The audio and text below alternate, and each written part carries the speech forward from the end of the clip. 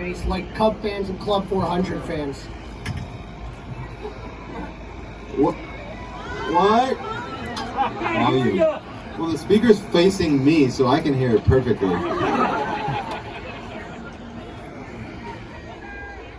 He said they can't hear. What? It's good. I can't hear you. I can't hear you. You just said you're charming and handsome. I thought I heard that. Whoa. All right, can you hear me now? Yeah?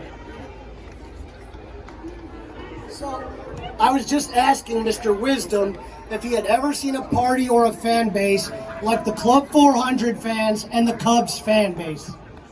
No, not really. This is one of a kind, I think. Yeah. So Cubs fan helping Cubs fan. I mean, it's the motto, and it's been a pleasure to be included in this club. So Patrick, I had a little bit of a panic attack yesterday. 11th inning.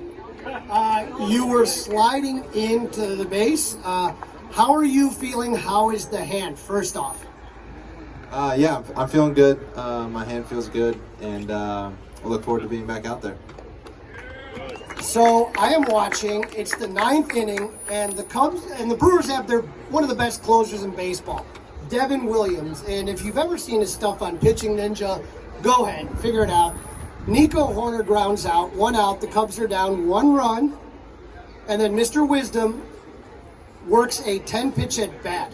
What is your mindset against a guy like Devin Williams going into that, knowing you have 2 outs to work with, down 1 run, and this guy with what he throws? What are you doing when you come up to the plate?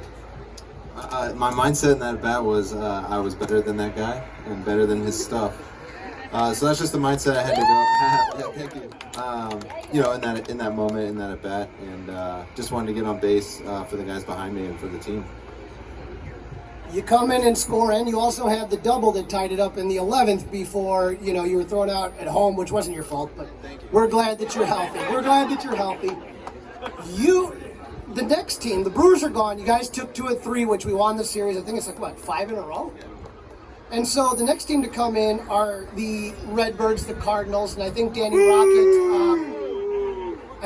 Rocket made our feelings towards the Cardinals very well known as we were hitting the cowbell. But you, Patrick, were drafted by the Cardinals, and the Cardinals, we know, and it sucks for us, always have a good eye for talent. What was it like as you were being drafted by the Cardinals? It was awesome. I'm not gonna lie. It's a historic franchise just like the Cubs, and so they taught me how to be a professional, how to win, and then so when I got over here, I know what to do to beat them.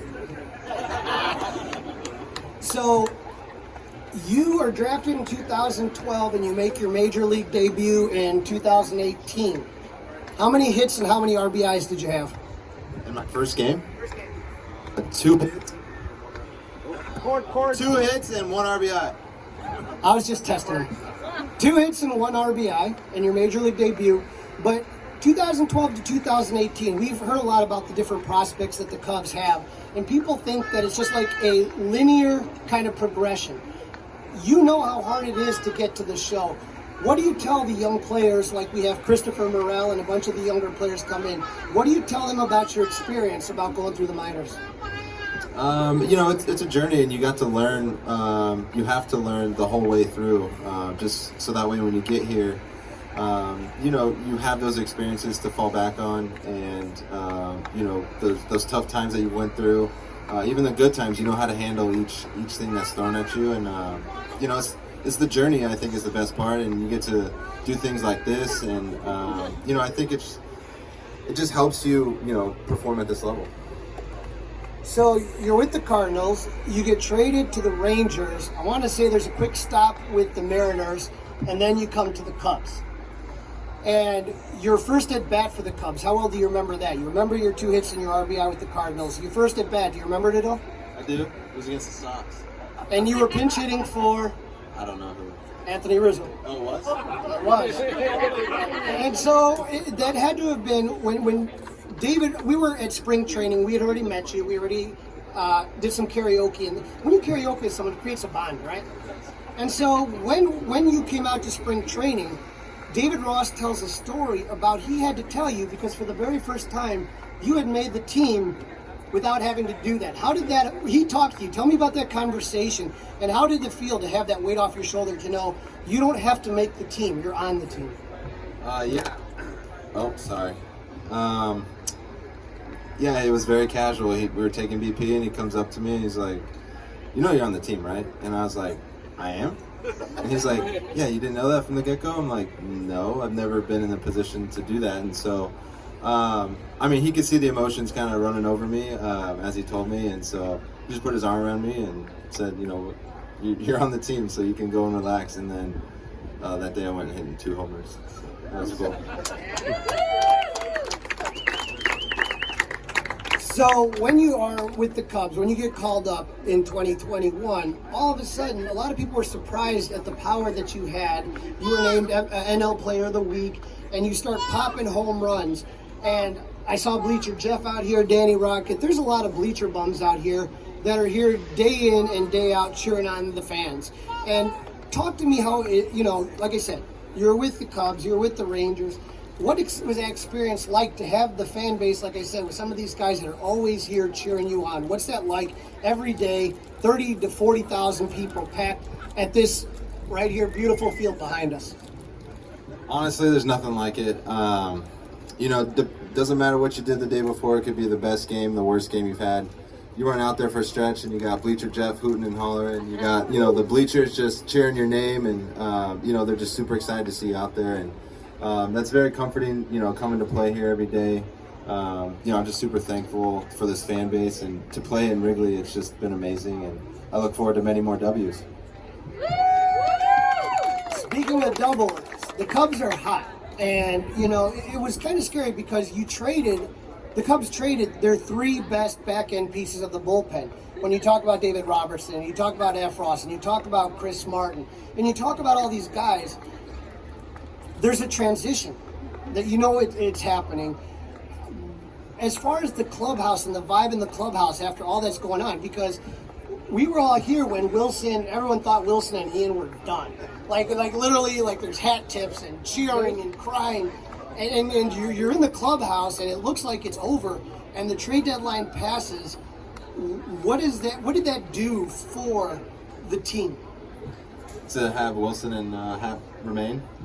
I think it was big. It was good for the clubhouse. It was good for the team, just to have some sort of veteran Cub, if you will, a tenured Cub, stay here and kind of show us the way. I guess kind of lead the pack. Just knowing that they've been Cubs their whole career, and they'll continue to be Cubs. So we're glad to have those kind of rumors squashed and over with. It was a nice breath of fresh air to have them in the lineup that day. So 5 series in a row that the Cubs have won. Again, Captain Cubbo is happy. So, now the Cardinals come in. What do you think has happened? Because after the trade deadline, you guys have really gone out of tear. What do you think has kind of been driving winning these series? And you guys just, as a team, look more comfortable, more relaxed. What do you think is going on that's kind of changed since the trade deadline has passed? We're scoring more runs than the other team. No, I'm kidding. Well, that too, but I think it's just trusting in one another. Trusting in your teammate alongside you to get the job done.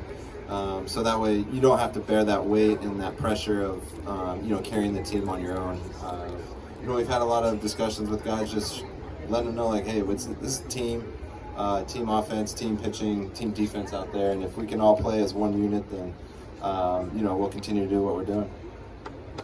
The one thing that we've noticed as far as this Cubs team is that they're, however many games we're out of first, you guys are out of first.